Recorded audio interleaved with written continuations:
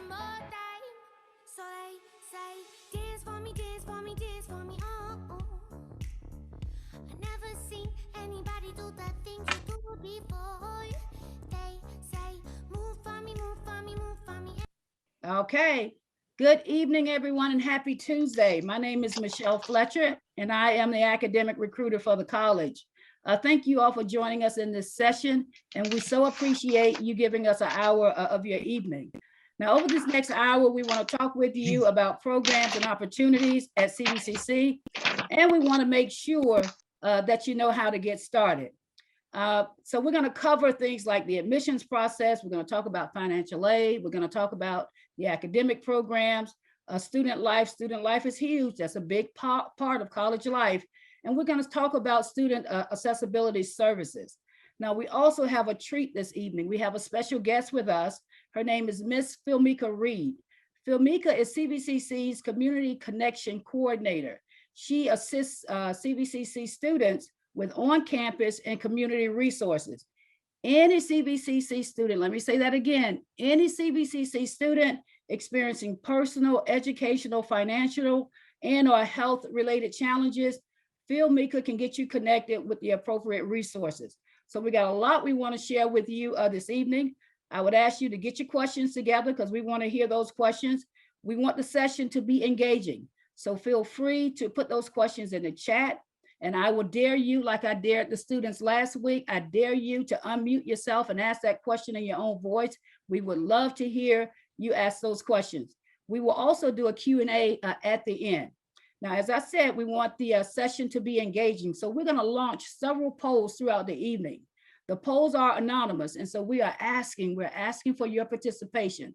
These polls help us to learn a little bit more about how to serve our students. At the bottom of your screen, if you look here, you'll see again, you can engage with us through the chat, but you can also engage with us over here through the reaction buttons. A lot of different features there that you can use, again, to stay engaged with us. So what we want to do to get started is we're going to go ahead and we're going to launch our first poll for the evening. And that poll is basically asking, let me get there, what is your main reason for attending the information session this evening? So we're going to go ahead and launch that. And that's important to us because we want to make sure that you get the information that you came looking for this evening. All right. A few more seconds and then we are going to end the polling. All right, we will go ahead and end the polling. And as you can see the results there, that enrolling in classes. And that's why we are here this evening to do just that. So I'm going to stop sharing the results right now. And we are going to introduce our first speaker for the evening. He is a representative of the admissions department, and he's going to talk with us about the application process. And again, just getting started through admissions. His name is Michael Duncan. Michael. Good evening, everyone. My name is Michael Duncan, and I'm with the Admissions and Records Office. And tonight I wanted to briefly talk to you about the admissions process. So your first step in becoming a student at CVCC is to apply to CVCC. So if you're not yet a student with us, you'll want to go to our website, www.centralvirginia.edu. And right in the middle of our homepage, there's a big yellow tab that says Apply Now. If you click that, you'll be taken directly to the application portal where you'll create an account in our application system using your personal email address, and then you'll be able to access the application. And the application itself will only take you about 5 to 7 minutes to complete. It's pretty easy and short, but you'll want to take your time and read the questions carefully to prevent any errors on your student account, because whatever you put on your application is what goes onto your student account. And if you have any questions about anything specific on the application as you're filling that out, please feel free to contact the admissions office. We'll be happy to help you there. Now, once you submit your application, you're going to receive an email confirmation to your personal email that contains your CVCC student ID number, a welcome message to the college, and also some instructions about what you're to do next as a new student. Now, this email serves as your acceptance letter. We currently don't mail out acceptance letters, so you'll want to hang on to that email if you need to reference it at some point in the future. And at this point, you know that you're accepted to CVCC CVCC and you're considered a student with us. And then once you're accepted, you can get your high school transcripts or other college transcripts to us as well. Now, there are a couple of scenarios in which you do not need to submit the application. First, if you are a current dual enrolled student who is currently taking classes with us, or you just took classes, you would already be in our system as an active student. Excuse me. So there's no need to reapply once you finish your dual enroll classes. And second, if you've taken classes with us within the past 3 years, maybe some of you took some classes already in the past, but you needed to take a break for one reason or another, and now you're ready to resume your program. You would not need to resubmit the admissions application either. If you've attended within 3 years, you would still be in our system as an active student. Now, once you're accepted, you're going to want to set up your student account. And you can do this pretty easily by clicking the My CVCC button in the upper right-hand corner of the homepage. And there you'll be able to set up a username and a password to access your student account. And this way you can check your account for any registration holds that you may need to get resolved before enrolling in classes, and also view your to-do list of some different items that you need to take care of as a new student. And also to check to see if you are classified as an in-state student or out-of-state student. A major benefit of attending CVCC is that we can offer an in-state tuition rate to domiciled Virginia residents, which is lower than the out-of-state rate. Now, the admissions application has a section on it called Your Background. And here is where you establish your eligibility to receive that in-state rate. So make sure you pay close attention to those questions. Just listing a Virginia address doesn't automatically qualify you for the in-state rate. The application's automated and it's going to respond to the answers you give on that page. Now, if you are classified out of state and you think you should be in-state, you're more than welcome to appeal that. You'll just need to contact the admissions office and we can walk you through that appeal process to get that switched over. Well, I think that's about it for the admissions process tonight. Again, please feel free to contact us in the admissions and records office with any specific questions you might have, and we'd be happy to help. I'll post our contact information in the chat box so you have that. So at this time, I'm going to turn it over to Ryan in our financial aid office. Thank you, Michael. Hi, everybody. We're going to talk briefly about the financial aid. So I'm going to share my screen and we're going to go through a short PowerPoint presentation. So first of all, I would like to say welcome and congratulations. Congratulations to those of you that are seniors in high school and are ready to take that next step into college, as well as congratulations to those of you that have maybe been out of school for a while or have never attended college before and you are ready to get started on that. So welcome and congratulations to you all. So we're going to talk about the financial aid process. So Michael just went through the how to apply for admission. And so we're going to focus now briefly on the financial aid. So the website to apply for your financial aid is the FAFSA website. You've probably heard of the FAFSA. I hope that all of you, if you're planning to enroll this upcoming fall, that you have already submitted your FAFSA. If you have, great.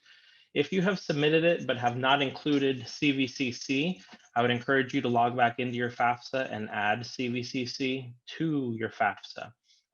So FAFSA.gov is the website that you want to make sure that you go to. Now, Michael had mentioned in-state and out-of-state tuition rates. So just real briefly, how much does it cost to attend CVCC? If you are a Virginia domiciled resident, the tuition charge is $161.25 per credit hour. So for instance, 12 credit hours is considered full-time for the semester. So if you're enrolled for 12 credit hours, which is usually 4 classes, it would be $161.25 times 12. So a little over $1,900 you would be charged for that semester. So that's the bad part. The good part is, obviously, there is financial aid available. So like I had mentioned before, the FAFSA is what you want to focus on. Make sure you go to FAFSA.gov if you have not done the FAFSA yet. FAFSA.com, FAFSA.edu, those websites will charge you for the same thing that you can do for free. So make sure FAFSA.gov. A couple points to remember: if you're under the age of 24, a parent is required to input information on the FAFSA. So the FAFSA is going to ask for parent information from you if you're under the age of 24. And the last bullet there, I want you to make sure that you know once you submit your FAFSA, you may not be finished with the application process. Our financial aid office may request additional documentation from you. If that's the case, make sure you get that to us, because your aid cannot be awarded until all documents have been received and that we've reviewed them. So a couple of the financial aid awards that you may be eligible for. So when you submit the FAFSA, it's going to determine your financial need. So based on that, you may be eligible for federal grants. The large federal grant is the Pell Grant.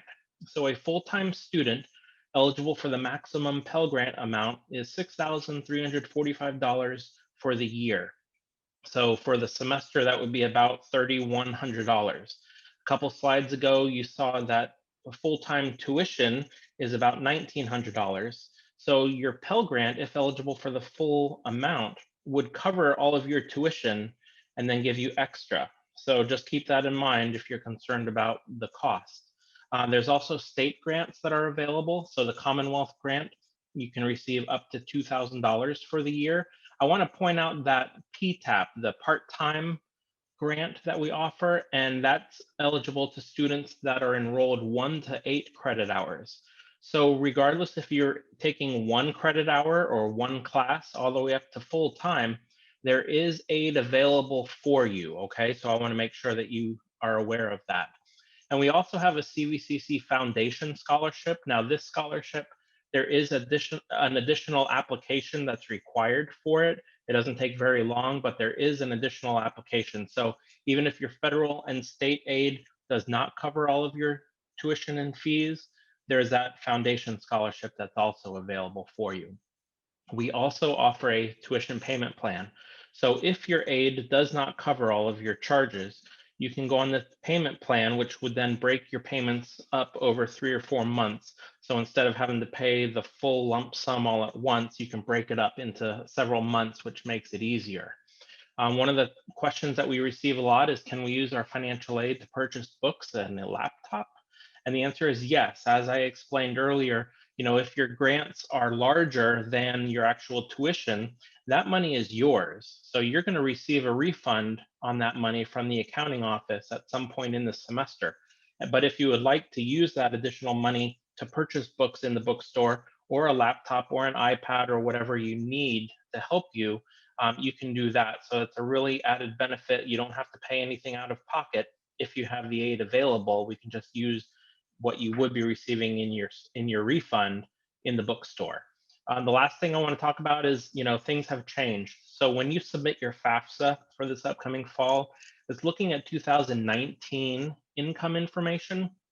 And we all know a lot has changed since 2019.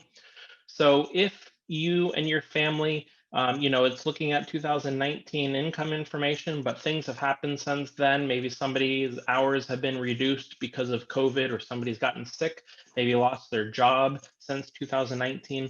Reach out to our office, our financial aid office. Here's our contact information. We can have a discussion with you. There's, we may be able to make adjustments to your FAFSA to more accurately reflect what the current household income looks like, not from way back in 2019, 2 years ago. So we want to make sure that it's fair. Again, here's our contact information. So if you have any questions, please reach out to us, call us, email us. But other than that, that is all that I have to offer. Are there any questions on the financial aid side? Having heard none, I am now going to pass it on, or pass it back to Michelle, and she's going to give another quick poll.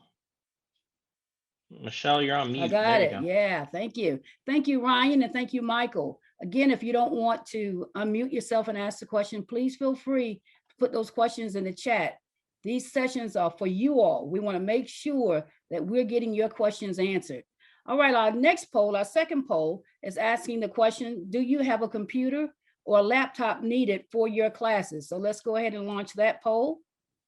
And we'll do that, give you a few seconds to respond to that. All right, so let's go ahead and end the polling. I think I got everybody. And you can see the results there. Some of you answered no to not having a computer or laptop. And then the other question was, do you have reliable internet service? And it looks like 100% of you said yes to that. So let me see. Okay, here you go. Now you can see it. There's the results from that. There's a reason we asked that question. I'm going to ask Philmika, as she's talking with you here in just a few minutes, to share with these students the loaner program that we have for the laptops and the hotspot. Okay, so our next speaker will be Philmika Reed. She is, again, our community connection coordinator, but not only for the community, but getting you connected to resources on campus as well. So I'm going to go ahead now and give it over to Philmika. Philmika? Hi, good evening, everyone. My name is Philmika Reed, and I'm the Community Connections Coordinator here at CBCC. And just to echo what Michelle was saying earlier, I work with every student, whether you're first year or you're just coming back or you're taking one class or if you're taking a total of 15 credits. I work with all students. So with my role, what I do is when I work closely with students and I make sure that students have resources and supports that they need. We know that you all are young adults. We know situations come up in your personal life that are unavoidable. And ultimately, what we want to make sure is we want to make sure that you're able to stay in school, successfully finish your classes, and overcome whatever barrier or obstacle that you're currently facing. So we offer a multitude of resources on campus. Even though we are currently operating remote, we still offer many resources to our students as well. So just to name a few, as Michelle talked about a few minutes ago, we currently have a laptop loaner program. So for a few of you that may not have a laptop, you have the option to go through and apply for our laptop loaner program. With that, at no charge, you fill out an application, and at minimum, you currently have to complete 6 credits, but if you have less than that, I'm pretty sure we can work with you. And you can borrow a laptop from us for the semester free of charge and return it back to us at the end of the semester. Additionally, internet. So currently we're operating remote and some students didn't have internet at home. So we currently have loaner hotspots available for students as well. Same procedure. You can go online to our website, fill out a simple form, and then from there, somebody will be in contact with you and arrange a time where you can safely pick up the hotspot. So those are just some of the resources that we currently have on campus, even as we operate remotely.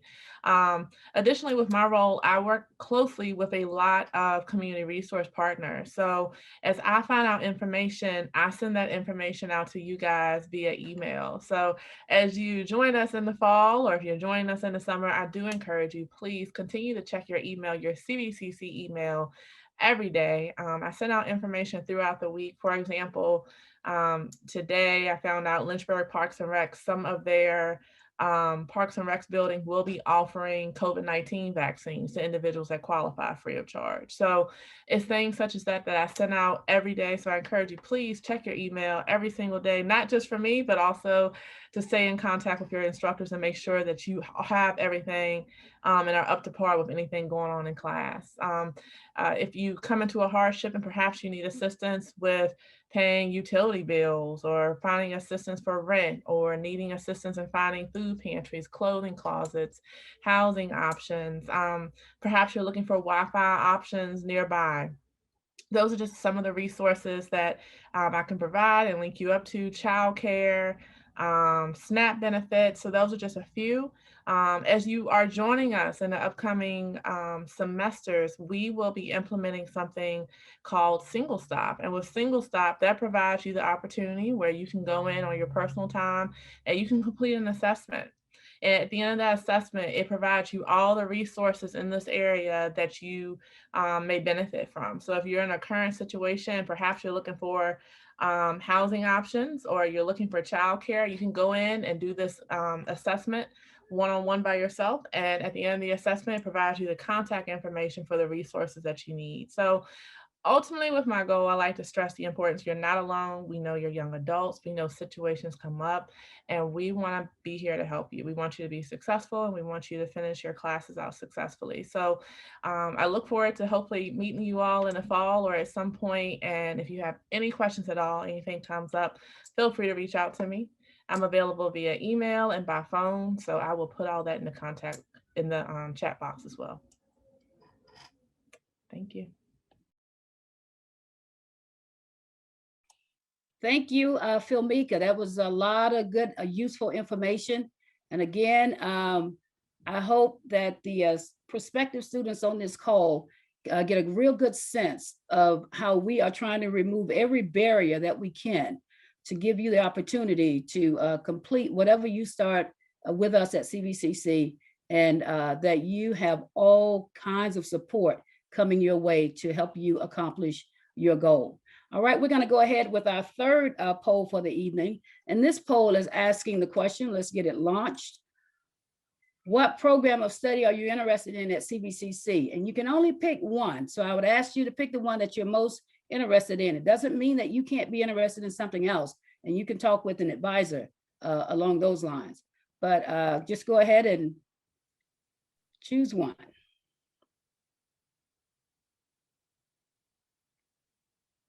All right, looks like we're good. I'm going to end the poll and we're going to share the results. There we go. Look like we have a lot of students that are interested in the transfer programs. And then we have some allied health interests as well. Meredith McLaughlin is going to be our next speaker, and she's going to speak with you about how to get started. She's going to talk with you about the academic programs, and she's going to talk with you about student accessibility services, things that we do to support you in your studies. If you need longer times, testing, quieter place testing, etc., Meredith will be more than happy to get accommodations for you, and she'll tell you how you would need to go about doing that. Meredith? Hi, everyone. So like she said, I'm Meredith McLaughlin, and I'm one of the counselors at CVCC. Also the Student Accessibility Services Coordinator, like she said. But I'm going to talk about both, but I'm going to talk about counseling first because, and then I'll go into SAS later. So as of right now, the counseling office is working remote. I think you all know that. But you can make phone appointments with us or Zoom appointments with us, depending on what you prefer. Maybe you just like going back and forth through email, that's fine too. You could always call us to make an appointment. I'll put that information in the chat, as well as my own contact information in the chat for you, because I know some things are kind of private, especially when I get to that SAS piece. People just kind of want to talk to me one-on-one. So you may have heard the word navigator or counselor used. We have two different types of people in our office. Some are navigators, some are counselors. The navigators are really here to help you through the onboarding, through your first year. They're going to get you started strong. And then you have counselors. So we would take you on the second year, and we would be the ones to help you through that second year, make sure you're meeting your graduation requirements, and transfer requirements are being met.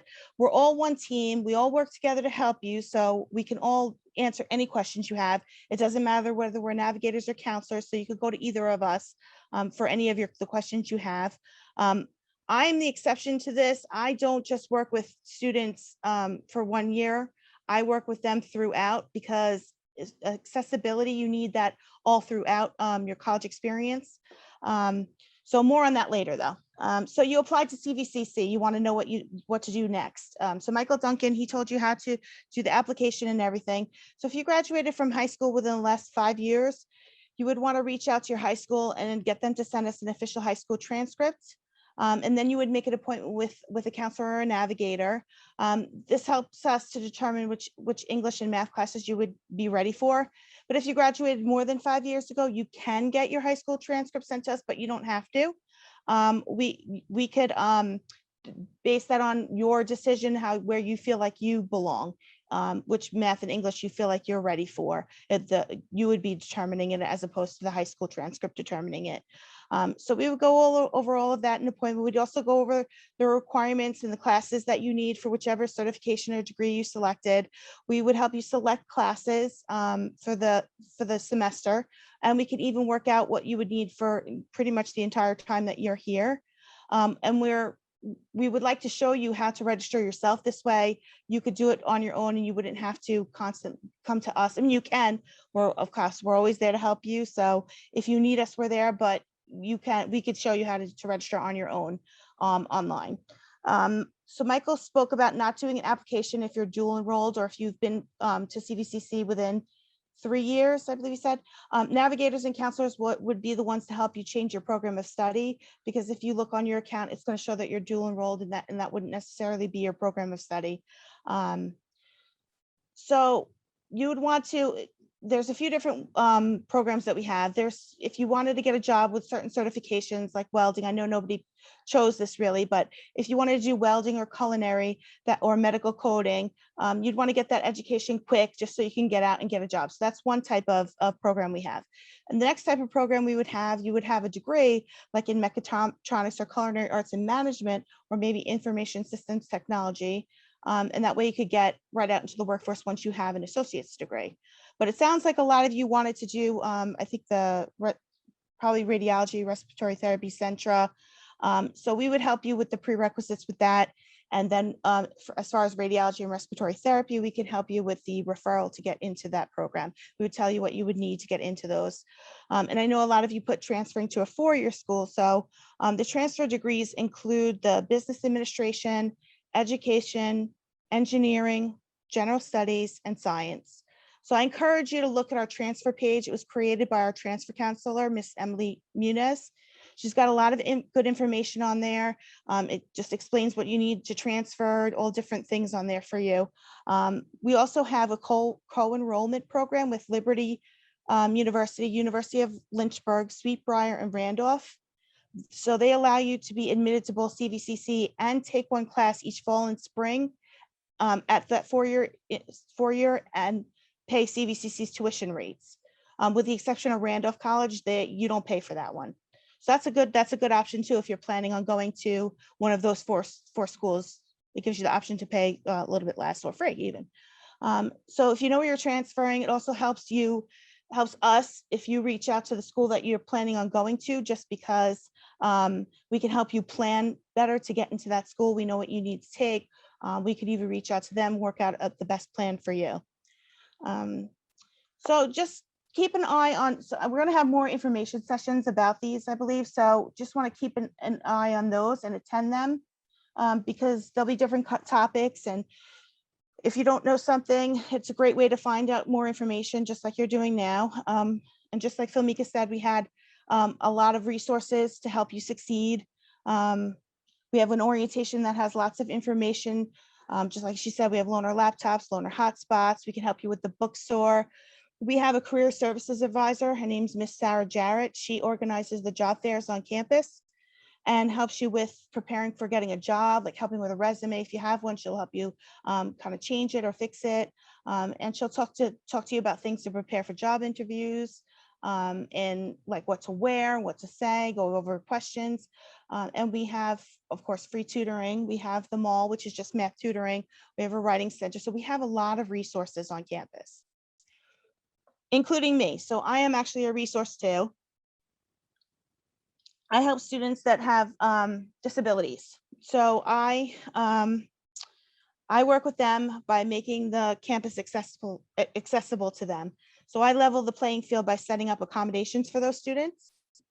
So if you don't know what accommodations are, they're supports and services provided on college campuses. So qualified students with disabilities have equal access and opportunity to benefit from classes, programs, and activities. So they're provided to anybody who takes a course at the college. That includes dual enrolled students and homeschooled students. If you don't know kind of what accommodations are, I know Michelle said a few before, but it would be like extra testing time. Some students need read aloud for testing, using a reduced distraction room, obviously when we're on campus, not now. Some students need to record lectures, or they need priority seating where they would have to sit either in the back or the front of the room, or even getting a certain chair in the classroom. The accommodation has to be related to the type of disability. So like I said, I had to get a chair for a student. And the reason why I had to do that is she had chronic back pain. So she needed a chair. So the chair was my accommodation to her so she could sit in the room comfortably with her back pain. So anyone with a physical disability, I mean, obviously we could see that, but a lot of disabilities are not visible. So I do help people with physical disabilities, but I also help students with medical and or psychological or psychiatric disabilities. So that would include things like ADD, ADHD, anxiety, depression, bipolar disorder, learning disabilities. And I work with any students who have an IEP or had a 504 in high school. It's also a good thing to know if you have an allergy, because I've had students that don't tell me that. And I ask them, well, what are you going to do if you go into a science lab and somebody was eating tree nuts and you're highly allergic to them, and then they touched whatever equipment and then you touch it? I mean, that would it'd be best for the teacher to make a general announcement saying that you can't bring tree nuts to class. You'd hope they wouldn't anyway, because it's a lab, but some people do. Or letting the teacher know that you have an EpiPen on you is always good. So that way they know if you're having any kind of reaction, that they know to use that on you. So just reach out to me if you have that as well. So you'd want to have these accommodations in place before school begins, but you can ask for accommodations at any time during the semester.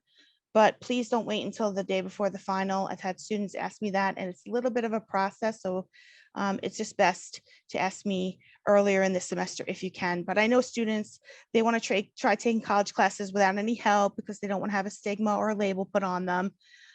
So they'll come to me after the first test or after the midterm, and they'll ask me, which is fine. Of course, I will help do whatever I can to help you, but it's better to have them in place first and then use them when you need them, and not if you need them, like not, don't panic and say, I need them now, just it's better. Just because you have them doesn't mean you have to use them. So no matter when the instruction receives your letters, they have to give them to you. So you could wait, it's entirely up to you. I keep any of your diagnosis private and confidential. Any documentation is locked up. I don't discuss your diagnosis with instructors. They only see the accommodations that I put on the letter. They do not see your diagnosis. I do not put that on the letter. It's up to you how much you want to disclose about your diagnosis to your teachers, but it can help them if they know what your diagnosis is. In order to get in contact with me, if you're working with a counselor, another counselor, or a navigator, you can ask them for my contact information, or you can have them email me, or have you email me to let me know that you need accommodations, and then I'll help you set them up. Like I said, I'm going to put all my contact info in the chat. So then I meet with the student. Your parents can come, but I prefer that it's just the student. I mean, at least the student is there. The parent could always come along if they want to, but I have to talk to the student. And you may not know what you need as far as accommodation, so just make sure you talk to me about it. Sometimes we could just work out whichever. I try to make it very individualized to you. So like I said, so you can make an appointment with me. You'd have to fill out an application for accommodations. Then I asked for documentation of your disability, because I need to have documentation from either a doctor, a medical doctor, a psychologist, a psychiatrist. It just depends on the disability. Then after that, once I get all the information, I have the application, we have talked, I have stuff from the doctor. Then I would write up letters of accommodation and I would email them to the student right now. And then you would read them, sign them, return to me, and then I would send them to your teacher, and they have to follow obviously what I put on there. It's the student's responsibility to reach out to me initially, and then every semester that they want the accommodations, you have to reach out to me. I do not reach out to you because I don't know whether or not you want them. Maybe you don't want them this semester, I don't know. We don't have to do the whole process every semester, but I do at least need to write up a new letter because I have to put the new classes on them. Okay, now just one more thing I have to talk about is service animals. So we only allow service animals on campus. No emotional support animals, no pets on campus. There's only 2 animals that are recognized as service animals under the Americans with Disabilities Act, and that is the dog and the miniature horse. So those are the only 2 animals, and as long as they are service animals, they're allowed. Please don't bring any pets up on campus. It causes problems. So, and I know right now we're doing everything online, so you may think that you can't get an accommodation online. You definitely can. Just have a conversation with me about it. You may need something, you may not. I'm here to help you. Maybe it's just a matter of finding you tutoring or something. I can come up with something to help you. And my advice to any incoming students would be to make sure that you ask questions. Don't hold back. Just ask us anything. That is what we're here for. Like I said, we are here to help you. Ask navigator, ask a counselor, ask your instructors, ask financial aid, ask campus police. If you have any questions, just make sure you reach out and ask us. We want to make sure you succeed, so we want to make sure you have all the resources that you need. Well, thank you all, and I'm going to put my information in the chat. I know a lot of you said that you were coming for enrolling too, so if you're enrolling for summer, we already are enrolling for the summer semester, so you may want to reach out to us as soon as possible to get you started with that. Classes start in May. And we're going to be opening up the fall registration on April 5th. So you want to make sure that you get an appointment as soon as you can that week, if you can, because or right after, because things tend to fill up and you want to make sure that you get a good schedule. So does anybody have any questions for me?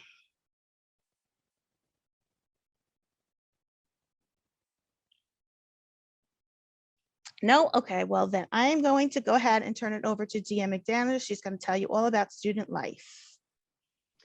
Thank you, Meredith, and good evening, everyone. Thank you for joining us this evening. So you've heard from all of my colleagues here who have talked about the academic aspect of school. Well, I'm going to talk about the non-academic aspect. So when you come to college, you have two kind of types of learning that you'll receive.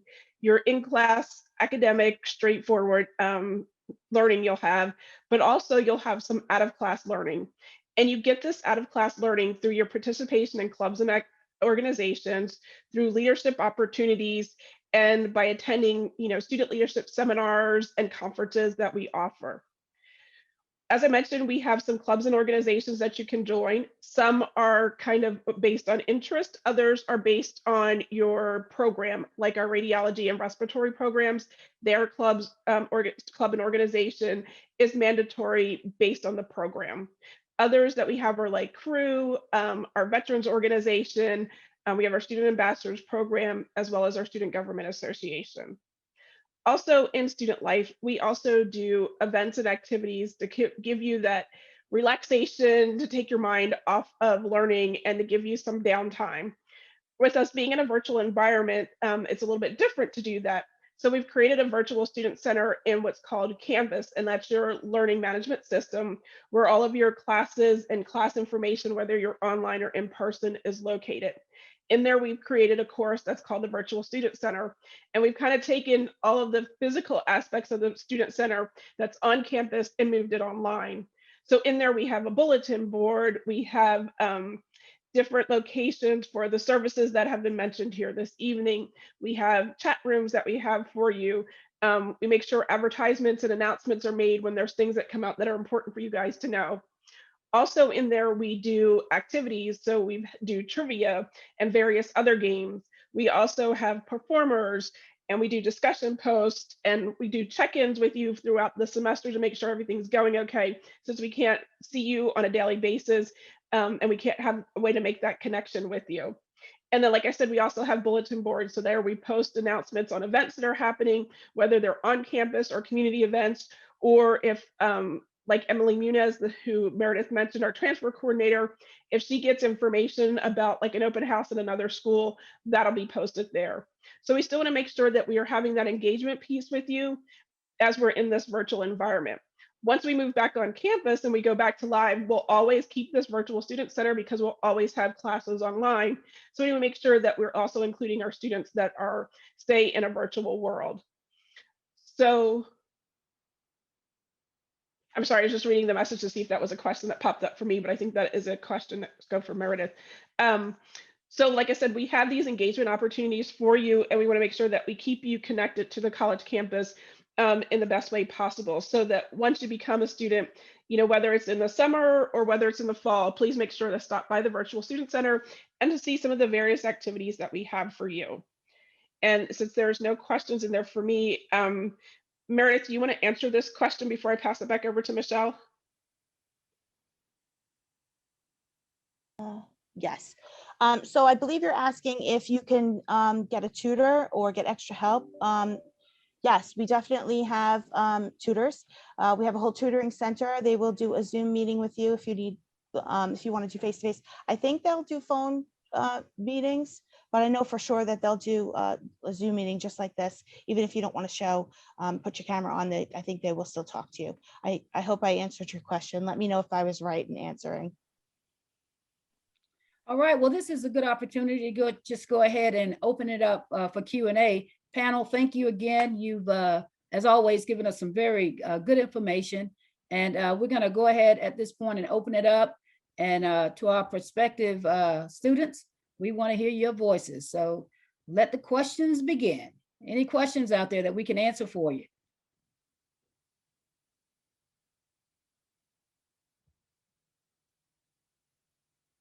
No questions? All right, well, I have a question. I'm going to come around the horn. There's only a few of you. And I just want to ask what you are interested in studying with us at CVCC so we can have some idea of what specific program you're interested in. So I'll start with Chris. Chris, what are you interested in studying with us?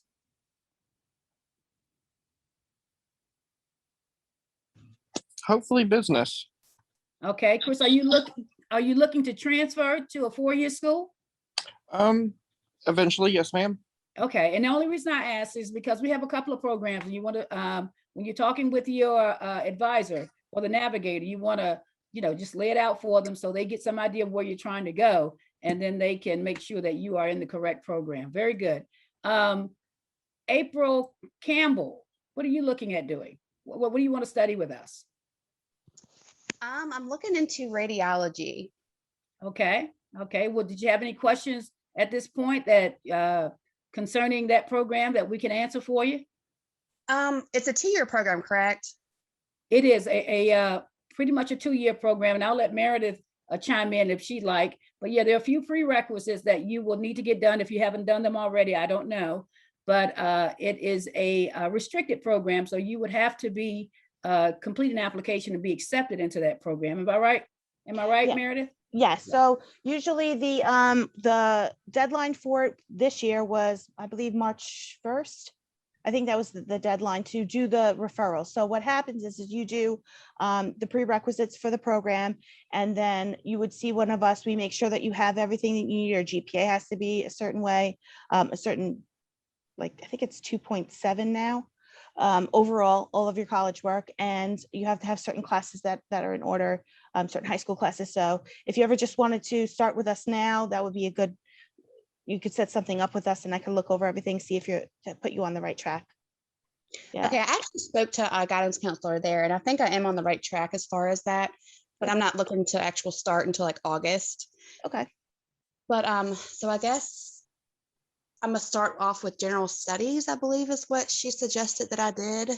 Yeah, general studies would be where you would start because that's where all those classes do fit in the general studies program. Yes. Mhm. Okay, awesome. Thank you. You're welcome. Okay, very good. Thank you. Casey, you're out there. What are you thinking about studying with us?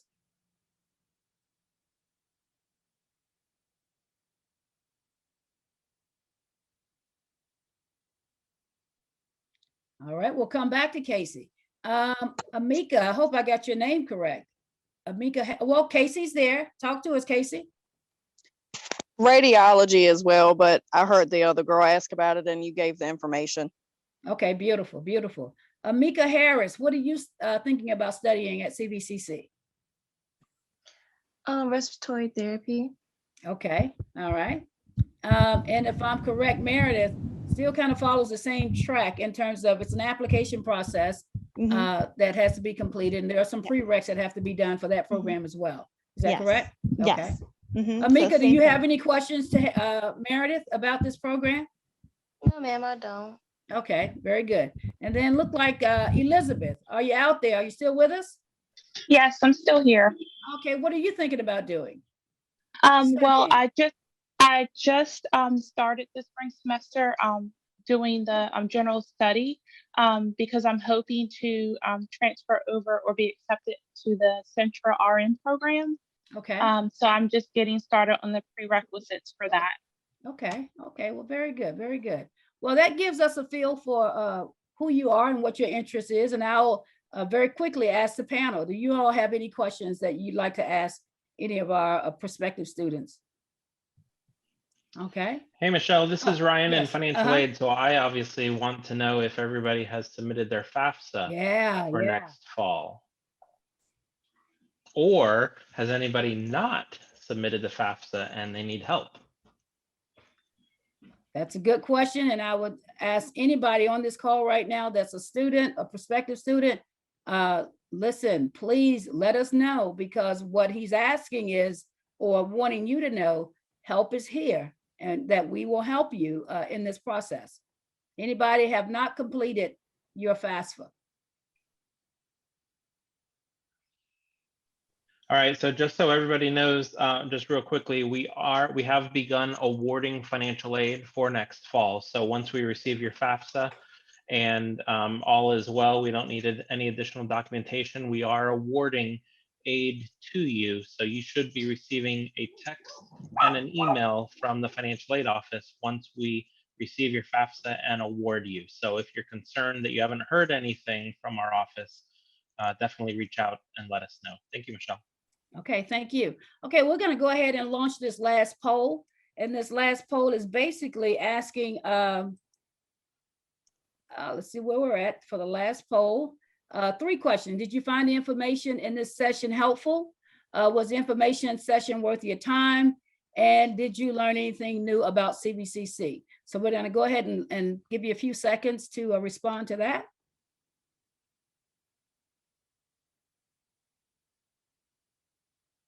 Okay, look like we are there. So I'm going to go ahead and end the polling and share the results.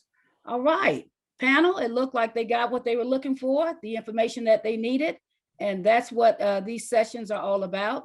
Just a few reminders, and then I'm going to let you go. These sessions are recorded. They are on our YouTube channel, and they're also on our website. The other plug I want to put in is April 13th, we will be hosting an open house. It will be on a Tuesday. And there will be more information forthcoming in terms of a few more details that you will be able to get. We will have this information on our website, and ask that you take a look at that. And we would love to have you join us in that open house session. The information sessions are ongoing. They are every Tuesday, again, from 5:30 to 6:30. And we would love to see you in a future session as well. Thank you all for joining us tonight, and have a good evening.